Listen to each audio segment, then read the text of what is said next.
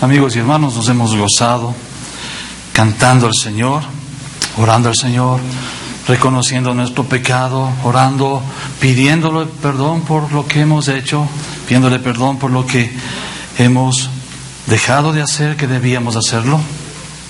Y Él con su palabra nos ha confirmado su perdón. ¿Sí? Y ahora Él quiere hablarnos a través de su palabra, para ir transformando nuestro entendimiento, para ir renovando nuestra mente, para ir llamándonos al arrepentimiento, convencer nuestros corazones de cuánto necesitamos de Él y de su obra. Es la maravilla de estar unidos en el día del Señor, la presencia de Dios mismo en medio nuestro, hablándonos, mostrándonos la iniquidad, pero al mismo tiempo mostrándonos su gracia, su amor, su perdón. Estamos en este libro de Corintios, la primera carta a los Corintios. Y hemos visto los primeros 5 capítulos y hemos encontrado una iglesia problemática, una iglesia difícil. Ahora permítame hacerle una pregunta. ¿Cuál es el propósito principal de un hospital? El ayudar a los enfermos a curarse, ¿no es cierto? Es el propósito de un hospital. Por lo tanto, lo más importante en el hospital es su fachada. ¿Es la amabilidad de las personas que están ahí? ¿Es contar con un equipo sofisticado de última tecnología? No, no es el propósito. Todos esos son elementos que son necesarios para que el hospital pueda cumplir su propósito. ¿Sí? La función del hospital, ¿sí?, es ayudar a las personas que sufren, sanarlas de sus dolencias. Si un hospital no hace eso, no importa cuán gentil sea la gente, las personas, no importa cuánta tecnología tenga, no importa cuán lindo sea su fachada, no nos sirve de nada. ¿Sí? No conozco yo a nadie que vaya a un hospital por diversión o por juego. Nadie va al hospital para mirar, oh, qué lindo que están los ascensores, qué bonita la infraestructura. No, es que hay unas bonitas enfermeras y bien atentas, por eso voy al hospital. ¿Sí? El que va al hospital es porque necesita una ayuda urgente. Nadie va a pasar el tiempo en el hospital. Y cuando vamos al hospital es para pedir, por favor, ¿puede arreglar lo que está mal conmigo? ¿Puede ayudarme en este problema? La iglesia en realidad es como un hospital. ¿Sí? Es un hospital espiritual de Dios. Está llamada para abrir las puertas ¿a quiénes? A las personas enfermas de pecado, con adicciones, con cargas, con heridas. Todos ellos son bienvenidos a la iglesia. ¿Por qué? Porque es el hospital de Dios. ¿Sí? Eso significa que los pastores, los líderes, todos en realidad, todos y cada uno de nosotros, ¿sí?, estamos siendo curados, estamos siendo sanados, estamos siendo tratados de nuestra dolencia espiritual por el gran médico. Si un médico diagnostica una enfermedad en su cuerpo, las pruebas corroboran, digamos que usted está sufriendo de un tumor maligno. Usted se va a enojar con el médico, ¿verdad? Y va a decir, doctor, ¿por qué me dice eso? Yo no quería que usted me lo diga. El doctor dice, ¿sabe qué? Tengo que operarlo. ¿No? Esta es una de las cosas que tiene que hacer el médico. Decirle, ¿sabe qué? Usted está enfermo gravemente y tiene que ser operado porque si no va a morir. ¿No? Tiene que seguir estas instrucciones. ¿Sí? ¿Y qué uno termina diciendo? Gracias, doctor, por ayudarme. Voy a hacer lo que usted me dice que haga. ¿Verdad? O le dicen, no, yo no voy a hacer lo que usted me dice, doctor. Está equivocado. Pero ¿qué haría usted si el médico le dice, bueno, usted tiene un pequeño bulto en su cuerpo, para ahí una cosita insignificante de unos 4 o 5 centímetros que está creciendo cada vez más? Pero tranquilo, siga haciendo usted su vida. Nos vemos de aquí a 3 meses si es que todavía está viviendo. Usted también va a decir, es un pequeño bulto que tengo en mi cuerpo, entonces no hay ningún problema. ¿Va a decir eso? No, usted lo que va a decir es que ¿qué le pasa a este hombre o a esta mujer? Este médico salió de sus cabales. Este médico no entiende lo que es ser médico. Y usted va a ir a buscar otro especialista para que lo atienda. En cambio, el buen médico va a operarlo, va a quitar de su cuerpo el tumor, ¿sí? Va a remover todo lo que sea. ¿Sí? ¿Por qué? Porque sabe que ese tumor que está ahí, a la larga, puede invadir todo el cuerpo en una metástasis. Y lo que va a suceder es que usted va a perder la vida. ¿Sí? Este tumor se va a regar por todas partes. ¿Esta operación va a ser dolorosa? Por supuesto. ¿El tratamiento va a ser doloroso? Claro que sí, porque hay una enfermedad de por medio. Pero a la larga, este tratamiento, ¿sí?, lo que se espera es que lo sane. Que ese tumor, que ese bulto, esa bolita que tenía en su cuerpo, que iba creciendo, ya no haya, y por eso ya no contagia al resto del cuerpo y usted no muera. Siendo parte de la iglesia, algunas veces es necesario hacer una extirpación. ¿Sí? Hacer una operación extirpando un miembro, una parte del cuerpo. Una parte del cuerpo que está viviendo en pecado flagrante, en pecado contumaz. ¿Por qué es necesario extirpar a este hermano de la congregación, de la iglesia? Porque así como un cáncer, poco a poco va a contaminar al resto del cuerpo y va a terminar matando. Le animo por favor a que tome su Biblia, la abra en la primera carta a los Corintios, capítulo 5. Y puestos de pies, por favor, vamos a dar lectura a todo el capítulo, desde el versículo 1 hasta el versículo 13, que es el texto en esta mañana a través del cual el Señor va a hablar a nuestros corazones y a nuestras vidas. Primera de Corintios, capítulo 5, versículos 1 al 13. Y el Señor nos dice así en su palabra: de cierto se oye que hay entre vosotros fornicación, y tal fornicación cual ni aún se nombra entre los gentiles, tanto que alguno tiene la mujer de su padre. Y vosotros estáis envanecidos.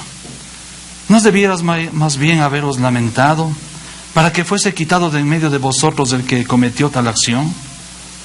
Ciertamente yo, como ausente en cuerpo, pero presente en espíritu, ya como presente he juzgado al que tal cosa ha hecho. En el nombre de nuestro Señor Jesucristo, reunido vosotros y mi espíritu, con el poder de nuestro Señor Jesucristo, el tal sea entregado a Satanás para destrucción de la carne, a fin de que el espíritu sea salvo en el día del Señor. ¿No es buena vuestra jactancia? ¿No sabéis que un poco de levadura leuda toda la masa? Limpiaos pues de la vieja levadura para que seáis nueva masa, sin levadura como sois, porque nuestra Pascua, que es Cristo, ya fue sacrificada por nosotros. Así que celebremos la fiesta, no con la vieja levadura, ni con la levadura de malicia y de maldad, sino con panes sin levadura, de sinceridad y de verdad. Os he escrito por carta que no os juntéis con los fornicarios, no absolutamente con los fornicarios de este mundo, o con los avaros, o con los ladrones, o con los idólatras, pues en tal caso sería necesario salir del mundo. Más bien os escribí que no os juntéis con ninguno que, llamándose hermano, fuese fornicario, o avaro, o idólatra, o maldiciente, o borracho, o ladrón. Con el tal ni aun comáis. Porque, ¿qué razón tendría yo para juzgar a los que están afuera? ¿No juzgáis vosotros a los que están adentro? Porque a los que están afuera Dios juzgará. Quitad pues a ese perverso de entre vosotros. Tomemos asiento, por favor.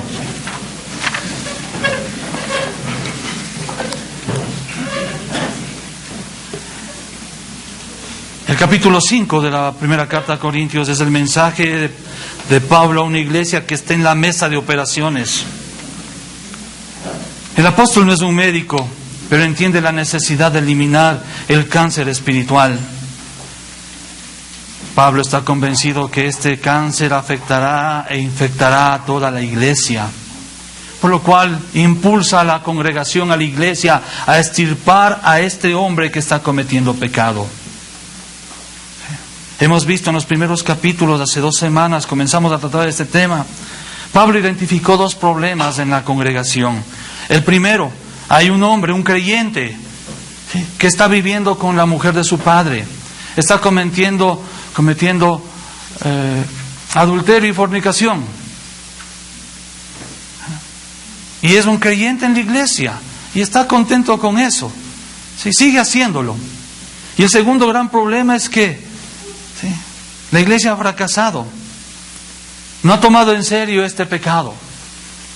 Y Pablo llama a la iglesia y dice: ustedes, en cambio, en vez de hacer algo, mejor se han envanecido. Esta inmoralidad era bien conocida, era notoria, era pública. Era un escándalo. Salió en las primeras páginas del comercio de la ciudad de Corinto. Estaba en los primeros noticieros. La inmoralidad es algo que repite Pablo aquí en el texto 4 veces. Un hijo estaba teniendo relaciones sexuales. ¿Con quién? Con la esposa de su papá. Ojo, no era su madre, era la esposa de su papá, su madrastra. El saber esto debe haber sido terriblemente doloroso para Pablo. Pablo había plantado esa iglesia años atrás. 18 meses estuvo trabajando con estas personas. ¿Sí? Pablo tuvo que salir rumbo a Éfeso, pero Apolos, un gran predicador, quedó y siguió trabajando con esta congregación. Esta congregación tuvo el privilegio de tener a los 2 mejores predicadores de su época.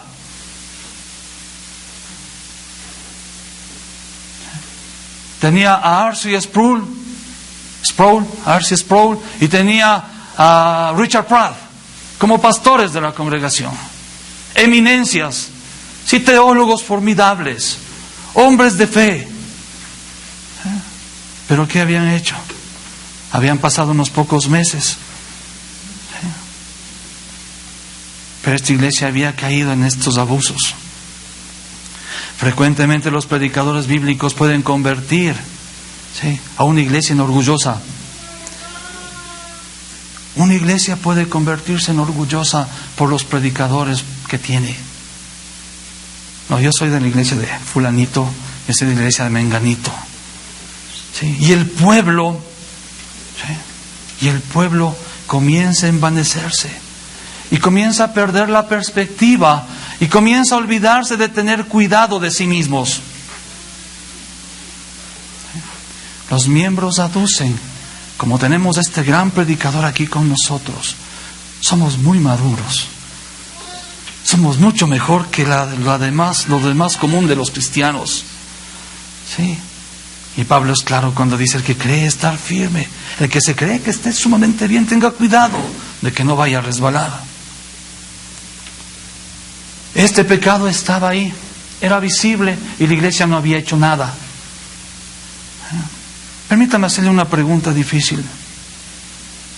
¿Está usted involucrado tal vez en algún pecado que es oculto? ¿Algún pecado que nadie más sabe? Solo usted vive cotidianamente en este pecado. Piense, ¿qué pasaría si ese pecado se revela? ¿Qué pasaría con su familia? Piense, ¿qué pasaría con la iglesia? Si usted está en alguna labor eclesial, piense, ¿qué pasaría con su labor, con su ministerio? Posiblemente no ha hecho lo que hizo este hombre. Posiblemente no hemos llegado a ese punto de estar con la esposa de nuestro padre. Pero ¿qué me dice de lo que usted está viendo en el internet? ¿Qué me dice de los asuntos emocionales que tienden al sentimiento y al romance en los trabajos? ¿Qué me dice de la búsqueda codiciosa de su alma de las riquezas? ¿Qué me dice de su chisme, de su difamación, de ese gusto por hablar de unos y de otros a diestra y siniestra? ¿Qué me dice de esos números rojos en su negocio que nadie más lo sabe? Que tranquilamente usted con un borrador, con tinta correctora, cambia. ¿Qué me dice de esos y de miles más de pecados con los que posiblemente usted está coqueteando día a día? Sea el pecado que sea, ¿sí?, El Señor nos dice, detente, detente. ¿Por qué? Porque usted con ese pecado, aunque nadie lo ve, Dios le está viendo. Y el pecado es la ofensa a la santidad de Dios. Por eso Dios le dice, detente y arrepiéntete. Deja ese pecado. Pero el fundamento de Dios está firme, teniendo este sello. Conoce al Señor a los que son suyos. Apártese de iniquidad todo aquel que invoca el nombre del Señor. Amén. El que usted escuche a Dios llamándole a abandonar ese pecado hoy, es que Dios está disciplinando su alma. Es la disciplina amorosa de Dios que quiere que no se destruya, porque es su hijo y lo ama de tal manera que quiere que abandone todo lo malo y busque a Él, que es del todo bien. Su pecado lo sabe solo Dios y usted, nadie más. Nadie más conoce su corazón. Y el Señor misericordiosamente le llama a arrepentirse. Dios está disciplinándonos a cada uno de nosotros con su palabra. Cada vez que un hombre se para aquí y predica fielmente la palabra, Dios está disciplinando a su pueblo, llamándole al arrepentimiento, porque hay pecado oculto todavía en el cual estamos viviendo. Dios nos llama a cambiar de actitud ante el pecado. Dios nos llama a odiarlo.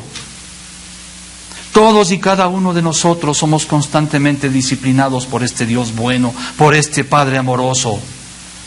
Y nos dice, estirpa el pecado de tu vida, saca ese tumor canceroso espiritual de tu alma. Porque esa es una misericordia de Dios hacia los suyos. Es el amor de Dios hacia nosotros. Hijitos míos, estas cosas os escribo para que no pequéis. Y si alguno hubiese pecado, abogado tenemos para con el Padre, a Jesucristo el justo. Estirpe ese pecado y acércate a Cristo en arrepentimiento, y en Él tenemos el perdón. Abandona, hermano, tu pecado y vuelve al Señor. Y si usted es no creyente, posiblemente, igual estas palabras son para usted. Porque igual que todos pecamos, usted está pecando en contra de Dios. Y todos los pecadores tienen sobre sí el juicio de Dios. Por eso Dios llama al hombre y llama a su iglesia a abandonar el pecado y volverse a Él en santidad. Por medio de la fe, por medio de Cristo. El pecado en la iglesia de Corintio era algo público. Ya pasó. Ya no era solo un pecado privado. Había trascendido la esfera de la privacidad y había llegado a la esfera de la comunidad. Y lastimosamente eso es lo que va a pasar si seguimos en nuestro pecado privado. Toda raíz se manifiesta en frutos. Nunca una raíz queda oculta. Siempre va a florecer. Por eso el Señor dice, aparta tu pecado, apártate del pecado, bótalo lejos, arrepiéntete, porque tarde o temprano Dios permitirá, si nosotros rebeldemente no hacemos lo que Él nos dice, hacemos caso omiso a su palabra que nos advierte, deja el pecado y vuelve a mí, apártate de la maldad. Si no lo hacemos, Dios en su gracia y en su misericordia va a hacer visible y público nuestro pecado. Eso lo hace Dios porque nos ama y no quiere que nuestro pecado nos destruya. Y Él va a sacar a luz todo lo que está oscuro. Y nuestro pecado va a ser conocido por todos.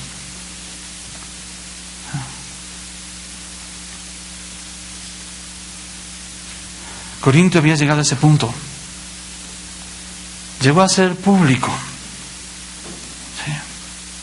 Pero Corintios respondió mal a la realidad. Orgullosos y arrogantes, en lugar de haber llorado por ese pecado, de haberse humillado delante de Dios y haber perdido perdón, los corintios hicieron caso omiso y mejor aplaudieron la actitud de este hombre. Imagínese un médico que le diagnostica el tumor maligno. ¿Sí? Y usted con ese tumor maligno lo que hace es comienza a sacar pecho de que, miren el carro nuevo que me compré. Es que yo me voy mañana a Miami y regreso después de una semana.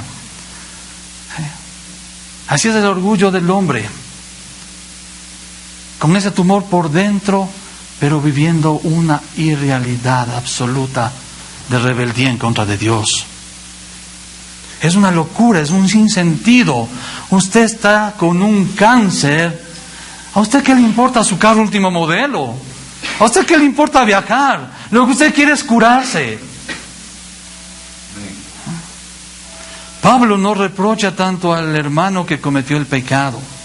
El reproche es en contra de la congregación por no haber hecho nada en contra de esta inmoralidad. Ante este hermano, Pablo ya ha hecho algo. ¿Sí? Ha dicho que esta congregación lo saque, que le entregue a Satanás, para que Satanás los zarandee. ¿Sí? Luego de eso no vuelve a decir nada más de este hombre. Pero sí habla 4 veces a la congregación ordenándoles, ¿sí?, que saquen de la congregación, que lo expulsen, que los saquen de la comunión, que los lleven fuera. El primero es culpable de inmoralidad, pues la congregación es culpable de no haber ejercido la disciplina que es necesaria. Si un hombre o una mujer en la iglesia están en pecado ya de manera pública, es decir, ya no solo lo sabe él y Dios, sino que ahora lo conocen otras personas. ¿Sí? No importa cuánto dinero ofrende, no importa cuán buena gente sea, no importa que nos trate bien, que sea generoso, no nos importa nada de eso. Lo único que es relevante es que él tiene un cáncer espiritual que hay que extirpar. Pablo está sorprendido de que la iglesia no llora, sino que se jacta. En vez de haberse lamentado, dice, ¿por qué nos has lamentado? Pablo esperaba que ellos se hayan entristecido y les haya dolido el pecado que están cometiendo. Sí. Pero no. Sí. No se dan cuenta de la vergüenza que este incesto estaba ocasionando en el cuerpo de Cristo. ¿Cómo esperaba Pablo que respondan? ¿Cuál es el curso correcto de la acción en caso de pecado flagrante y rebelde? Pablo espera que los corintios, la iglesia, juzgue a sus miembros. Que unos a otros se juzguen. Y esa palabra no nos gusta. Nadie tiene por qué juzgarme. No, nosotros no tenemos que juzgar a otros, porque el Señor Jesús dijo, no os juzguéis para que no seáis juzgados. Entonces yo no quiero que nadie me juzgue, entonces por eso yo no juzgo a nadie. Eso es sacar un texto fuera de contexto. ¿Para qué? Para apoyar nuestra rebeldía a Dios y nuestro pecado. No quiero que juzgar a nadie. ¿Por qué? Porque yo también tengo rabo de paja. Y en realidad no quiero que ninguno me diga nada. Quiero seguir viviendo con ese pecado, porque me agrada, me deleita. Entonces tomo ese texto y me defiendo. Pero no leo lo que sigue. ¿Sí? No sigo lo que a continuación el Señor está diciendo. El Señor está diciendo que no demos lo sagrado a los perros, que no demos las perlas a los cerdos. ¿Y cómo identificamos quién es un perro y quién es un cerdo? Pues tenemos que juzgar. A ver, este animal, este ladra, es perrito. Este va a revolcarse en el lodo, este es chanchito. Tenemos que ejercer un juicio. Y si seguimos más adelante en el mismo capítulo 7 de Mateo, donde el Señor dice, no juzguéis para que no seáis juzgados, el Señor dice, a los falsos maestros, sacadlos. Con ellos ni siquiera coman. ¿Cómo puedo yo determinar quién es un falso maestro y quién es un maestro bueno? Tengo que juzgar. ¿Juzgar qué? Sus enseñanzas y su vida. O sea, que no nos escudemos en el que no juzgo para no ser juzgado, porque eso no es bíblico. Lo que Dios dice y demanda es que juzguemos, pero con justo juicio, es decir, en función de la palabra de Dios. El juicio nuestro tiene que ser fundamentado en la cruz del Calvario, en la persona de Cristo, no en nosotros, no en nuestros sentimientos, no en lo que nosotros creemos, sino en lo que Dios dice y en lo que Dios hace.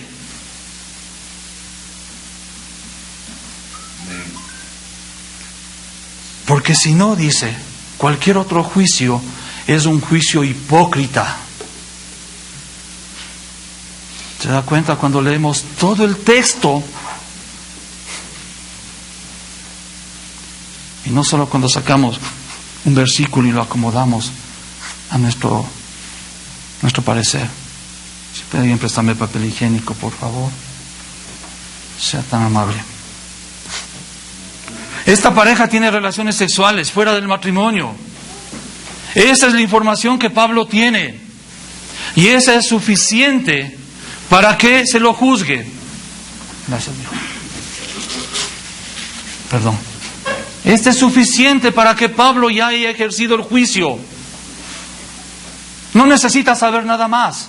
Este hermano no se ha arrepentido. Sigue durmiendo con la esposa de su padre. ¿Qué hay que hacer? Sáquenlo.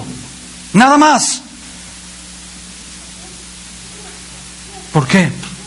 Porque no se ha arrepentido. Es interesante que el juicio que hace Pablo no es con la mujer, porque la mujer no es de la iglesia.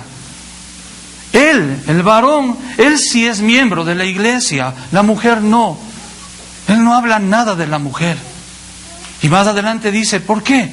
Porque nosotros juzgamos a los que están adentro. Dios juzga a los que están afuera. Los que están fuera de la iglesia y han sido juzgados, están condenados eternamente, a no ser que Dios en su gracia los rescate y lo inserte en la iglesia. Pero ahora el juicio es en la iglesia. Y Pablo dice, sáquenlo.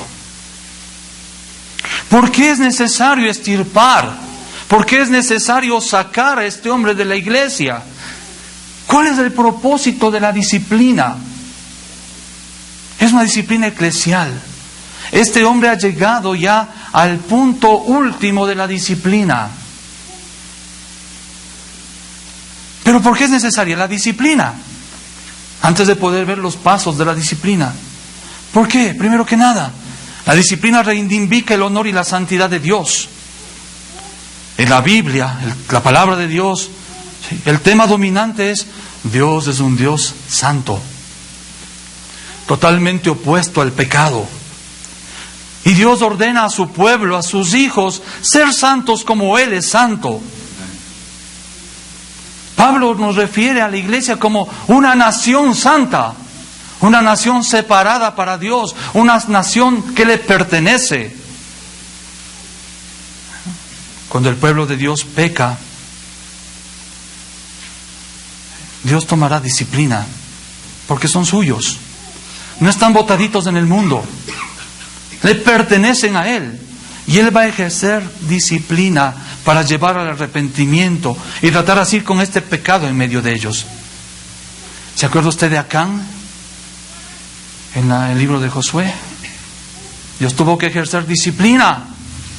Y tuvo que extirpar a este hombre y a su familia de la congregación de Israel. ¿Por qué?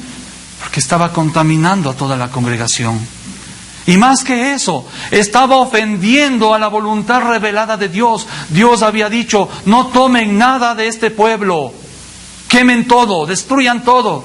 Y este hombre escondió, guardó ciertas cosas que le interesaron. Rebeldía flagrante delante de Dios. Dios coge y lo elimina. El Señor advierte que si no nos ocupamos de los pecados como congregación, el Señor juzgará a la iglesia. En Apocalipsis capítulos 2 y capítulo 3 dice que Él quitará el candelabro nuestro.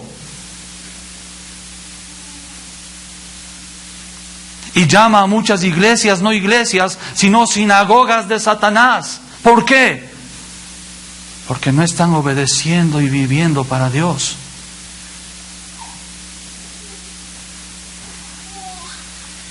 El Señor disciplina a su iglesia porque ama a su iglesia, ama a su pueblo. Y habéis olvidado la exhortación que como a hijos os dirigí, diciendo: hijos míos, no menospreciéis la disciplina del Señor, ni desmayéis cuando eres reprendido por Él. Cuando escuche usted que Dios le dice: apártate de ese pecado oculto, no menosprecie esa disciplina. Es una bondad de Dios. Porque si no lo hace caso, como dije, Dios sacará a público. ¿Para qué? Para su vergüenza. Y para que así usted sea movido a arrepentimiento. Porque el Señor al que ama disciplina y azota al que le tiene por hijo.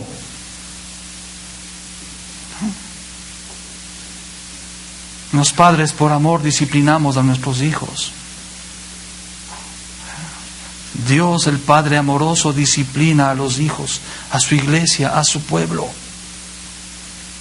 Y esta disciplina que ejerce Dios ya en estos puntos, ya que el pecado es público, que el pecado ya es notorio, que es vox populi, lo hace a través de la iglesia.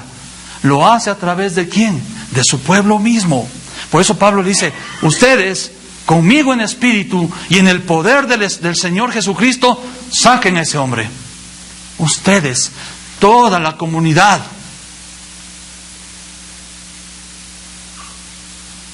Reivindique el honor y la santidad de Dios.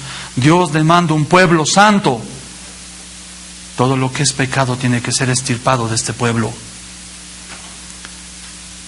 Segundo, Dios demanda la disciplina porque es la forma de purificar a la iglesia. Pablo dice: quiten la levadura de en medio de ustedes para que no leude toda la masa. La levadura es del pecado que daña a la congregación. La iglesia necesita remover a este hombre, a este pecador sin arrepentimiento. ¿Para qué? Para ser limpiada. Para que el pecado no se expanda más. El pecado es cáncer espiritual y no puede permitirse que crezca. El pecado es tal que puede corromper a toda la congregación. Por eso la salud de la iglesia requiere la remoción, sea mediante el arrepentimiento de ese pecado o sea mediante la excomunión del pecador. Y este principio lo vemos en las familias también. Si los padres no disciplinan consistentemente e imparcialmente a sus hijos, y digamos uno de los hijos es rebelde, es el que hace el relajo, es el que no quiere someterse, es el que hace el berrinche, el que no le importa, el que le grita, el que le zapatea, el que se bota en el centro comercial y grita. Si usted no corrige a ese hijo, ahora que es tierno, ¿cree que va a corregirlo después? Ese pecado va a seguir aumentando en su vida, en su carácter.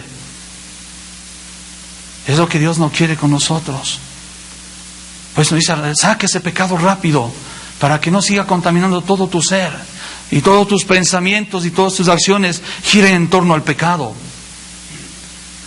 Porque amamos a nuestros hijos, los disciplinamos, no permitimos que nos hagan berrinches, los sentamos, les educamos. ¿Por qué? Porque les amamos. Si dejamos a uno de nuestros hijos hacer lo que quiere, ¿qué van a hacer el resto? Van a reconocer: no importa lo que hagamos, no pasa nada. Y van a hacer lo mismo. Van a imitar al hermanito pendenciero, al hermanito rebelde, van a imitarlo. Si él es desafiante, los demás hijos también serán desafiantes de la autoridad. Si es desobediente, los demás serán igual. Si el uno hace un berrinche en el centro comercial, téngalo por seguro, si no corrige, los demás harán lo mismo en algún rato. Posiblemente no en el centro comercial, pero sí cuando estén creciendo a lo largo de su vida. Lo mismo es un maestro que no cuida la disciplina con un joven problemático y permite que él siga haciendo de las suyas. A la larga va a contaminar a los demás estudiantes y todos van a hacer lo mismo y llegaremos a tener un aula llena de caos. Posiblemente usted experimentó esos profesores que dejan hacer, sí, y en la clase en realidad es un circo. ¿Por qué? Porque no hubo autoridad, no hubo disciplina. Y piense usted si el gobierno, con todo y el pecado que los gobiernos tienen, si no pusiera normas y disciplinara con la cárcel, en muchos lugares, en otros países, incluso con la pena de muerte, ¿sí? Y dejara que las cosas sigan, dejara que todos los ladrones sigan robando, sin hacer nada. ¿Sí? Que ponga todas las leyes, no, para que manos abiertas para todos, no hay problema. Viviríamos en un total caos. Es necesario la disciplina.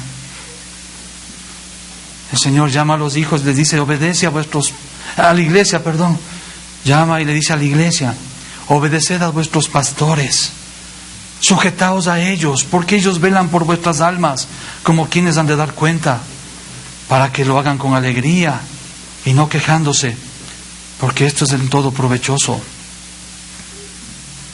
Parte de la responsabilidad, sí, que tienen los pastores es mantener los estándares de santidad, ¿sí? Y hacer que la iglesia viva moral y doctrinalmente bien, sean doctrinal y moralmente puros. Por ejemplo, si una mujer cristiana toma a un no creyente como esposo, desobedeciendo conscientemente la prohibición de Dios de no casarse con los incrédulos, los pastores se van a ocupar de este pecado pronto. ¿Por qué? Porque si no, los demás solteros y las demás solteras van a decir, no, pues, si ella puede hacerlo, nosotros también podemos hacer. Y el pueblo santo de Dios, separado por Él, va a juntarse con el pueblo inicuo. Y hemos estado estudiando en Malaquías, y el Señor llama a eso abominación. Y lo compara con la idolatría, lo compara con el sacrificio de hijos a los dioses paganos. Por eso es necesaria la disciplina, porque si no, toda la masa va a leudar, todos van a querer hacer lo mismo.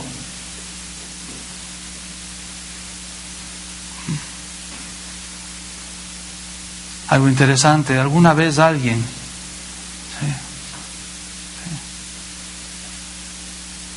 mejor no voy a decir nada. Dios nos llama a la santidad.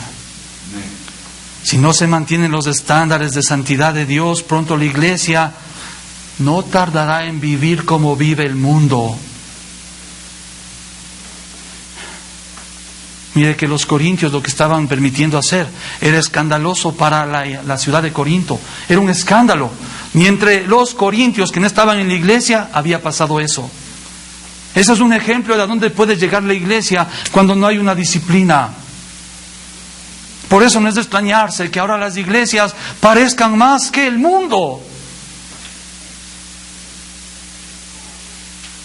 No se mantienen los estándares de santidad. Pero usted podrá decir, pero hay muchos cristianos que son peores que lo que son los del mundo. Eso es cierto. Pero si tiene eso, acérquese a ese cristiano que vive como mundano y dígale, llámele al arrepentimiento. Y si no hace caso, lleve, ¿sí?, a testigos, hablar con esa persona. Y si no hace caso, hable con los pastores de la iglesia, ¿sí?, y deje el trabajo de la disciplina ahí. Es cierto que en la iglesia vamos a ver, ¿sí?, actuando como este creyente. Dese cuenta, este hombre que estaba con esta mujer, a la vista de Pablo era un hermano en la fe, que estaba viviendo como pagano.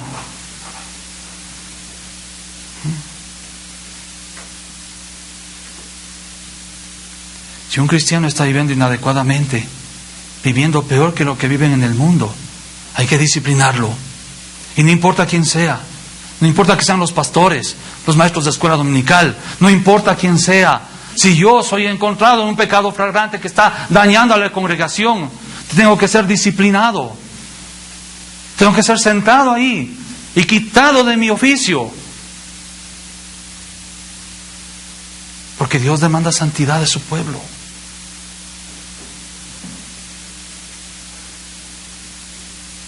¿Para qué más es la disciplina? La disciplina es necesaria para restaurar al pecador. Cuando hablamos de disciplina nos acordamos del inspector del colegio que venía y me alaba las patillas, que venía y me daba con la regla en las manos, que me hacía que saque cola y me daba con la regla esa grandota. ¿Sí? O que estaba en la formación y hacía una fila y comenzaba a pasar con el puño y ¡pam! Me alcanzaba a dar un puñete porque estaba yo desordenado en la fila.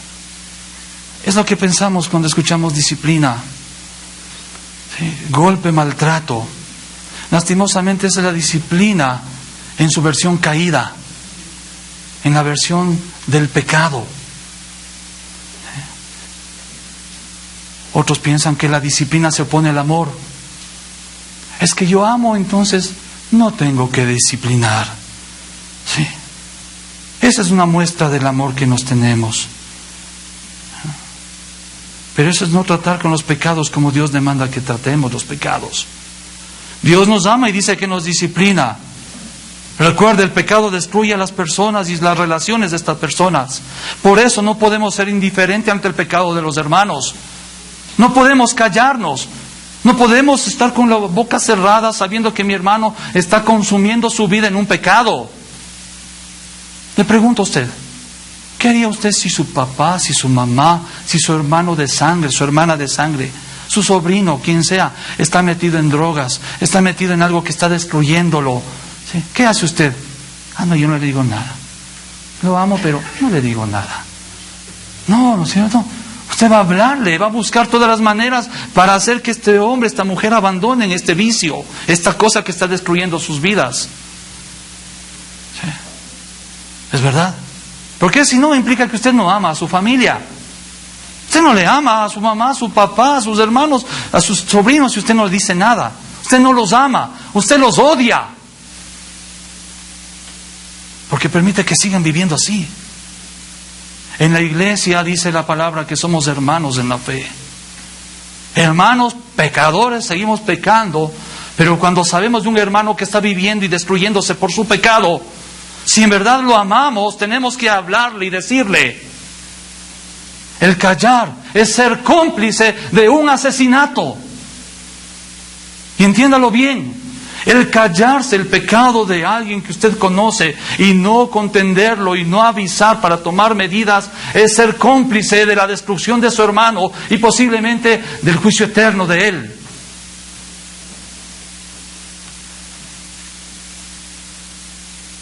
El Señor le dijo a Caín, ¿dónde está tu hermano Abel? ¿Acaso que yo soy guarda de él? ¿A mí qué me importa lo que él haga? Cuando hacemos eso en la iglesia, cuando decimos a mí no me importa lo que él haga, lo que ella haga, estamos actuando como Caín. ¿Se da cuenta? ¿Se da cuenta? Por eso el Señor llama a disciplinarnos unos a otros, en amor, reconociendo que somos pecadores iguales, pero necesitamos ser ayudados.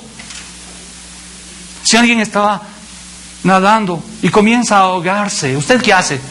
No, tranquilo, pase nomás. Si no sabe nadar, por lo menos lo que va a hacer es va a gritar para que alguien le ayude. Pero cuando vemos a un hermano que está hundiéndose en el pecado, tenemos el cinismo de callarnos. Tenemos el cinismo de callarnos, siendo cómplices de esa muerte.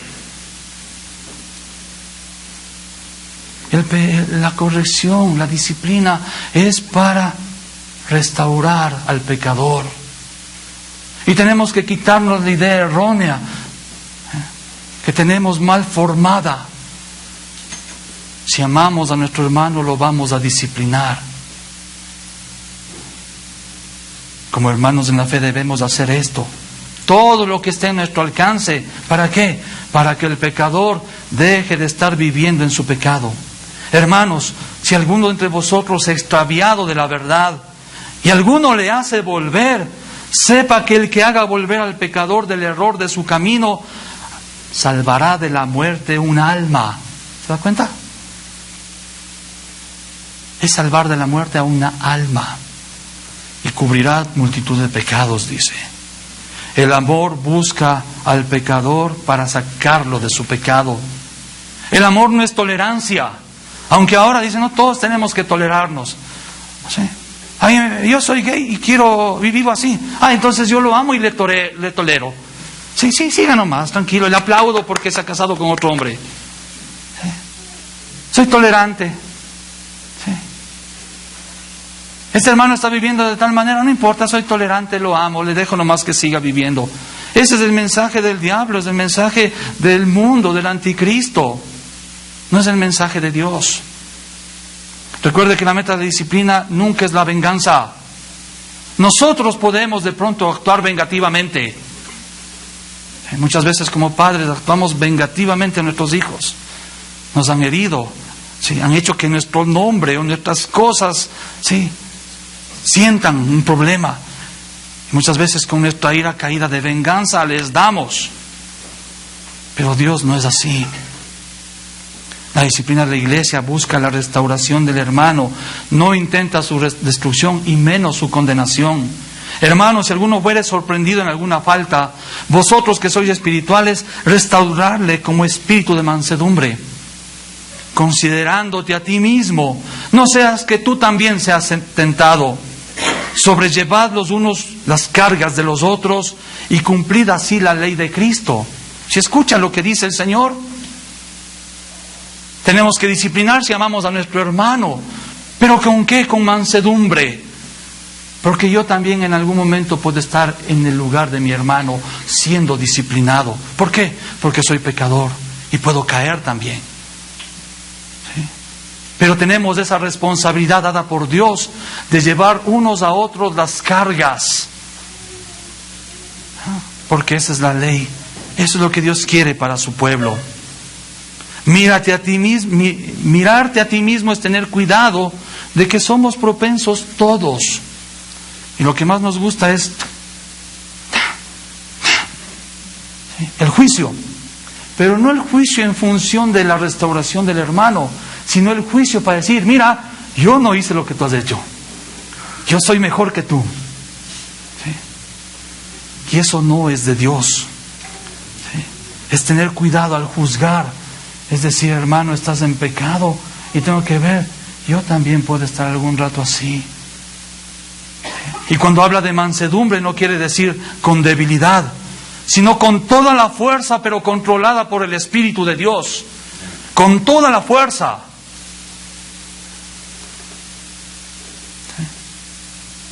Pablo, cuando supo que Pedro estaba coqueteando con los judaizantes, promoviendo que los cristianos, los gentiles que entraban a la iglesia de Cristo, también sean circuncidados. Pablo llegó, se enteró de eso, ¿y qué le dijo? ¿Sí? Hipócrita. Pedro, eres un hipócrita. ¿Cómo estás tú permitiendo esto? ¿Cómo estás tú permitiendo? Sí, Pedro, imagínese, tuvo que ser reprendido por Pablo, porque estaba actuando incorrectamente. Hay muchos contumaces, habladores de vanidades y engañadores, mayormente los de la circuncisión, a los cuales es preciso tapar la boca, dice, porque están trastornando las enseñanzas. El Señor Jesús, cuando Pedro le dijo, otra vez Pedrito, vea, sí, Señor, quedémonos aquí, no nos vayamos, aquí está lindo. Apártate de mí, Satanás. El Señor Jesús dejó especificado claramente el proceso de la disciplina. Mateo 18:15 en adelante. Por tanto, si tu hermano peca contra ti, ve y repréndele estando tú y él solo. Si te oyere, has ganado a tu hermano. ¿Sí se da cuenta? La disciplina tiene la finalidad y el objetivo de salvar al hermano, no de condenarlo, no de hacerle mal, no de burlarse, no de hacer escarnio de él, sino de salvar su alma. Hermanos, si alguno fuera sorprendido en alguna falta, vosotros que sois espirituales, restaurarle con espíritu de mansedumbre, considerándote a ti mismo, no seas que tú también seas tentado. Pero si alguno me ha causado tristeza, no me ha causado solo a mí, sino en cierto modo, por no exagerar, a todos vosotros. le basta a tal persona esta reprensión hecha por muchos. Así que, al contrario, vosotros más bien debéis perdonarle y consolarle para que no sea consumido de demasiada tristeza. Por lo cual os ruego que confirméis el amor para con él. Esto está diciendo Pablo en su segunda carta a los Corintios, y está hablando ¿de quién? De este hombre que fue sacado de la congregación y después de que Satanás lo zarandeó, volvió a la congregación arrepentido. Y Pablo dice a este hermano que se ha arrepentido, amadle, mostrarle el cariño. ¿Para qué? Para que su alma no se entristezca. Ya no le vean como pagano. Ahora abrácelen, recíbalen en la comunión nuevamente. ¿Se da cuenta? En ningún momento la intención de la disciplina eclesial es mandar de la iglesia. No, es llamar al arrepentimiento al hermano que está viviendo inadecuadamente. La disciplina tiene que ser ejercida, como dice Pablo, a un creyente. Por eso no habla nada de la mujer, es al creyente. Por eso dice, Dios ya se encarga del juicio de los de afuera. Nosotros nos encargamos del juicio de los de adentro. Por eso es tan importante, hermanos, una membresía eclesial. Por lo general las iglesias ahora no piden membresía. ¿Y usted qué cree? Que cuando llega a una iglesia usted ya es miembro, porque llegó. ¿Por qué? Porque las iglesias ya no piden membresía. Porque el pedir membresía implica responsabilidades del creyente, así como de la iglesia. ¿Usted se ha dado cuenta que cuando hacemos profesión de fe y membresías aquí en la congregación, hermanos que quieren ser miembros de la iglesia, hacemos una serie de preguntas? Primero, ¿es usted un creyente? ¿Es usted un salvado por el Señor Jesucristo? Sí, muy bien. Segundo, ¿usted está aquí en la iglesia, aquí en la gracia? ¿Para qué? ¿Va a luchar con todas sus fuerzas por mantener la unidad en la iglesia? Sí. ¿Usted se somete a la autoridad de la iglesia en la enseñanza? Sí. ¿Usted se somete a la disciplina de la iglesia cuando sea necesario? Sí. El que es miembro en la iglesia tiene que haber dicho sí. ¿Por qué? Porque es necesario, porque como comunidad debemos de cuidarnos unos a otros, sobrellevando las cargas y ayudándonos en nuestro pecado. ¿Para qué? Para dejarlo y adorar a Dios juntos.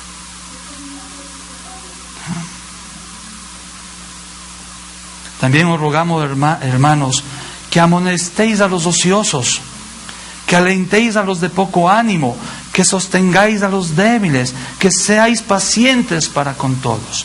Pablo dice a los ociosos, a los que no quieren trabajar, ¿sí? Amonéstales, es decir, disciplínales, llámales la atención, está ahí con ellos. ¿Por qué? Porque no están haciendo lo que deben.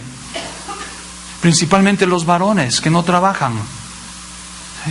No se olvide que Pablo mismo dice, aquel varón que no trabaja y que no vela por cuidar de las necesidades de su familia es peor que un impío. ¿Por qué? Porque los impíos velan por sus hijos, velan por sus esposas, trabajan para sostener a sus familias.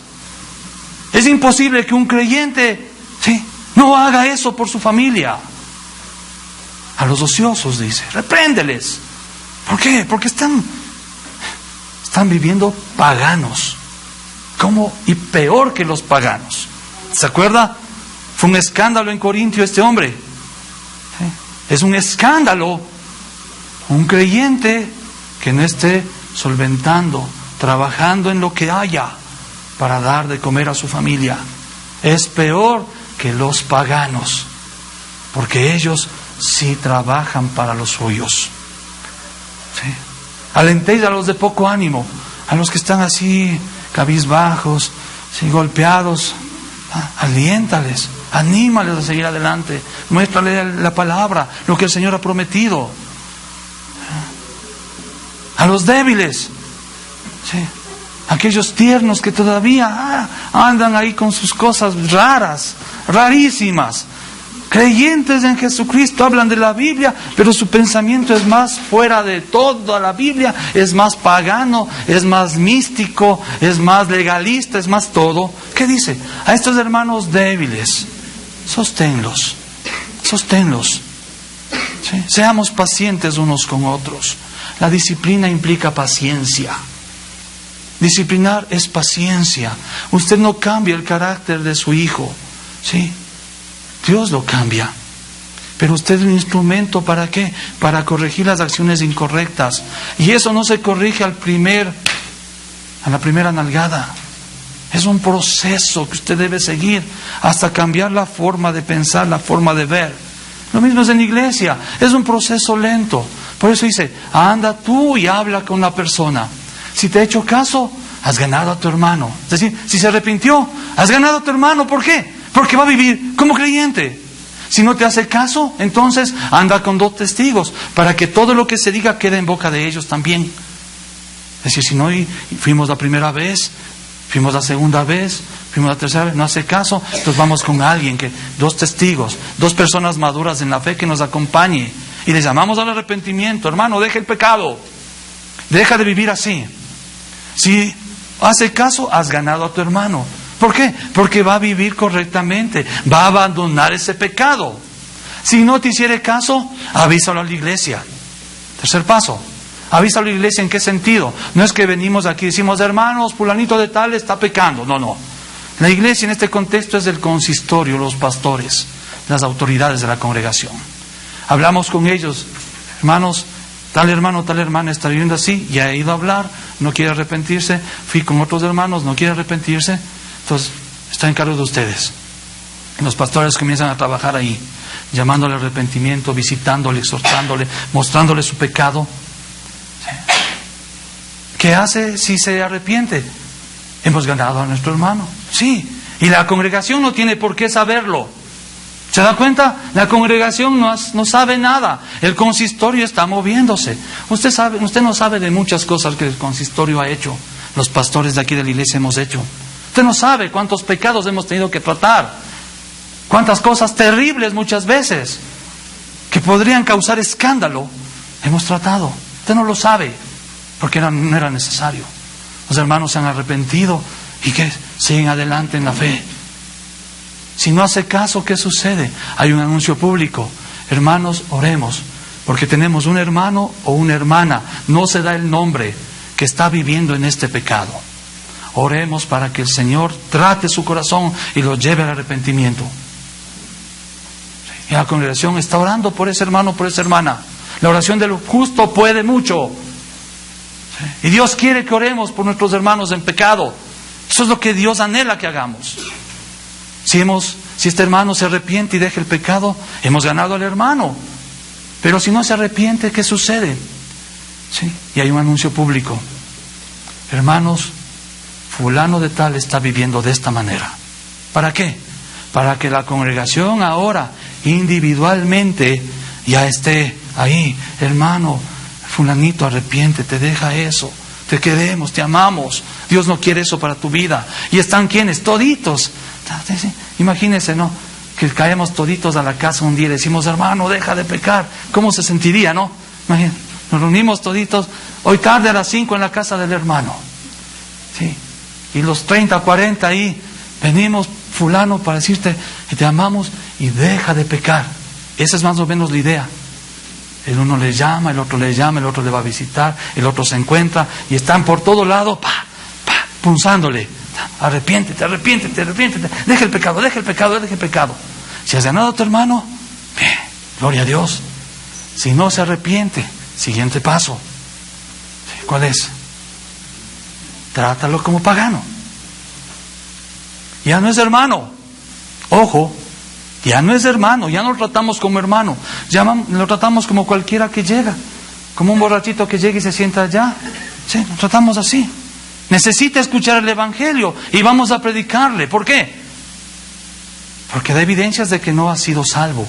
Su corazón no ha sido transformado.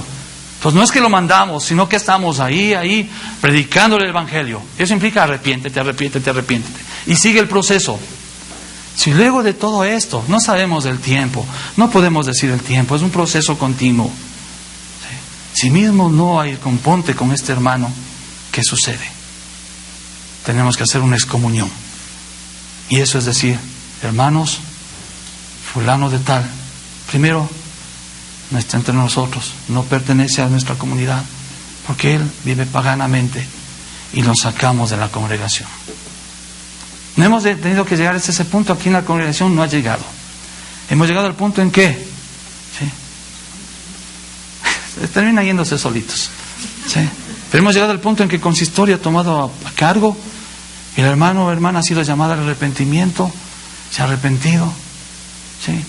Y la congregación no ha sabido y nunca sabrá, ¿sí? Pero ha habido casos también que ha llegado al punto en que el hermano mismo se ha arrepentido o la hermana se ha arrepentido y ha decidido hacer público, él o ella. ¿Por qué? Por la congregación, ¿sí? Y da frutos de arrepentimiento, ¿sí? Es necesaria la disciplina, hermanos. Ahora la pregunta es, para terminar: si yo voy a 100 kilómetros por hora en una vía que tiene 60 kilómetros, ¿es necesario que me discipline la iglesia? ¿Es necesario que me discipline la iglesia? No. Es una contravención a la ley y el Espíritu Santo de Dios está diciendo que soy un pecador, estoy en contravención de la ley. Entonces hay pecados que son necesarios disciplinar. Son los pecados públicos, los pecados escandalosamente públicos. ¿Se da cuenta? Porque alguna vez alguien dijo: van a estar ustedes como policías atrás de nosotros. Esa no es la idea de la disciplina. Como pastores nosotros no estamos en las casas ahí, no tenemos intervenidos sus teléfonos, no tenemos ahí con control satelital ahí, no mandamos nuestros como estos los drones, no tenemos cada uno un dron y estamos vigilándoles qué hacen, cómo duermen, con quién andan. No. Pero como hemos dicho, llega un punto en el que el pecado público, el pecado privado se hace público. Y ahí es necesario. La disciplina lo que busca es el arrepentimiento. Y usted dirá: no siempre sucede eso. Es cierto. Si la mayoría de la gente lo que hace es se va a otra iglesia.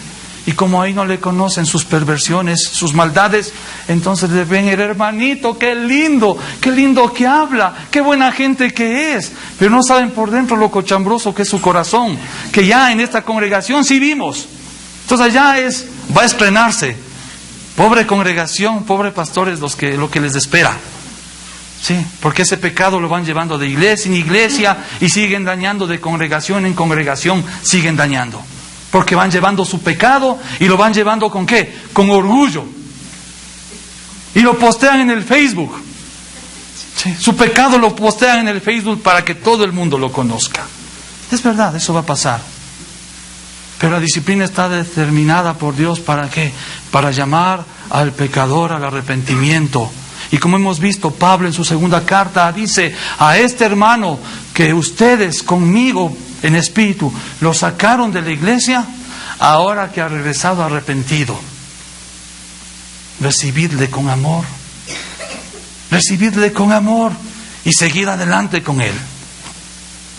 Pablo también en la segunda carta, ¿sí?, dice: gracias doy a Dios por ustedes, a los Corintios, capítulo 8. ¿Por qué? Porque se han arrepentido. Y a la perspectiva que tenían la han cambiado y ahora están pensando bíblicamente. Filemón habla de que el que se arrepiente, dice, hablando Pablo a Filemón acerca del esclavo, dice: si hay algo que él haya hecho, que te haya robado, yo te lo devuelvo. ¿Por qué? Porque este que se escapó de ti, se llevó cosas, ahora es un hermano de nosotros, se ha arrepentido, pero como es esclavo no tiene plata, no te preocupes, yo te voy a dar lo que él te robó. Recíbelo con amor y trátalo no como esclavo, sino como hermano. ¿Se da cuenta?